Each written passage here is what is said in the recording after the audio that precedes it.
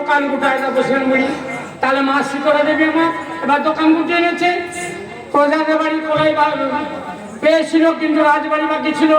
এইবার রাজবাড়িতে কোলাই প্রবেশ করেছে, কিন্তু কোলায় খেয়ে সব চুপচাপ বসে আছে, কার কোনো ব্যাটিং করছে না।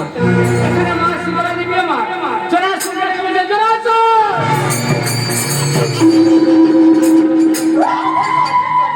আসুন।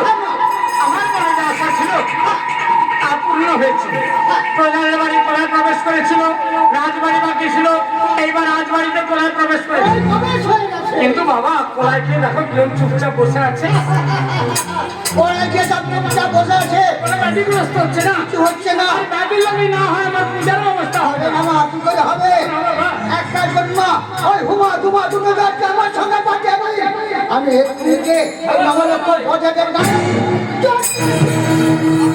বসে আপনি বসন্ত বিতরণ করে। ও তুমি প্রত্যেকের রামনে জল দেবে, আর আমি ওইখান থেকে বসে বসন্ত বিতরণ করবো।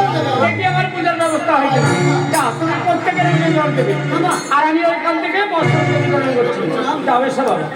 তাহলে মা আমার কি করছে দেখুন, জলাশুরকে মানে জলাশুর মানে জল জল জলাশুর প্রত্যেকের রঙে জল দিচ্ছে, আর মা আমার এইখান থেকে বসে বসন্ত বিতরণ করছে। কিভাবে দিল রে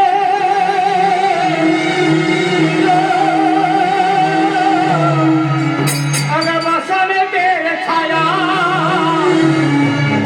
মামা বলে সবাই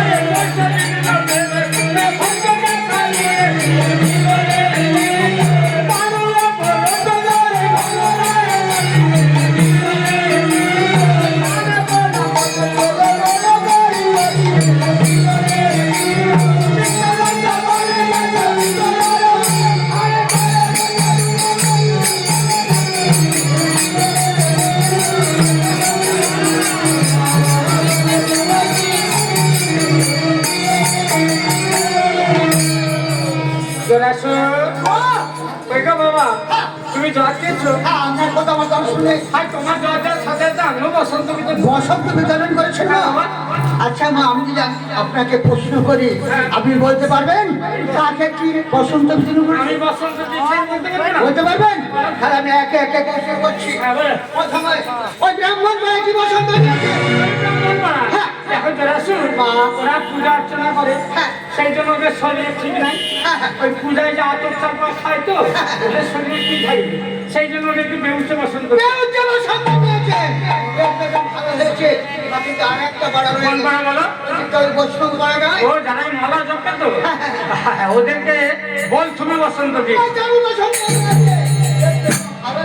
হ্যাঁ বলো কোন পাড়া বলো? হ্যাঁ নরলং নাপিত পুত্র খুব দেড় চত্রি ওরা আসি বলে পথে ফিরে না, আর ওরা তো খুব ব্যবহার করবে না। এই যে আজকে বিলেট উঠেছে, একটা করে বিলেট কিনবে, চার চারটা করে দাড়ি কামাবে, সেই জন্য ওদেরকে ফুল কাট বসন্ত দিয়ে। ফুলের মতো কাজ হয়ে গেছে। হ্যাঁ কাজ তো একটু কলমে চুরি করে ওরা, সেই জন্য ওদেরকে কচু মারা বসন্ত।